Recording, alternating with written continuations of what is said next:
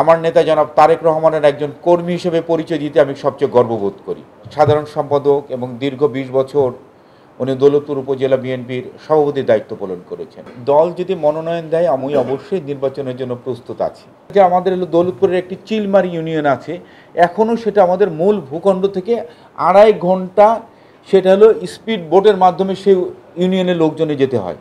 এই ধরনের যে একটা প্রত্যন্ত রিমোট যেগুলো আছে সেগুলো গ্রাম সেই মানুষগুলোর জন্য আমি একটি উন্নয়ন সাধনের জন্য আমাদের অবশ্যই বেশ কিছু পরিকল্পনা আমার আছে।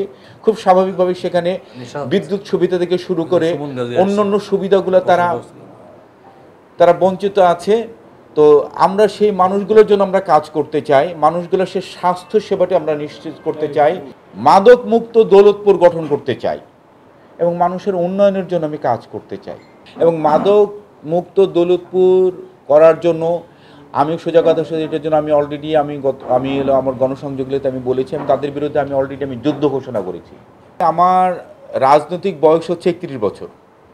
আমি ৩১ বছর রাজনীতি করতেছি এবং ৩১ বছরের মধ্যে ৩১ মিনিটও আমার রাজনৈতিক কোনো গ্যাপ নাই বা ব্রেক নাই।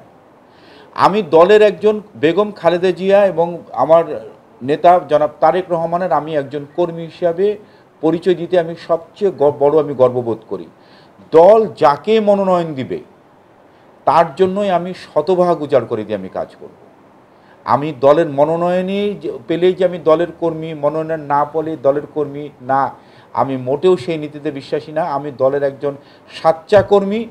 দল যাকে আমি মনোনয়ন পাই আর না পাই, দল যাকে মনোনয়ন দিবে তার জন্য সবসময় কাজ করব এবং দলের নীতি, দলের নির্দেশনা মেনে চলাই হচ্ছে একটা কর্মীর সবচেয়ে বড় পরিচয়।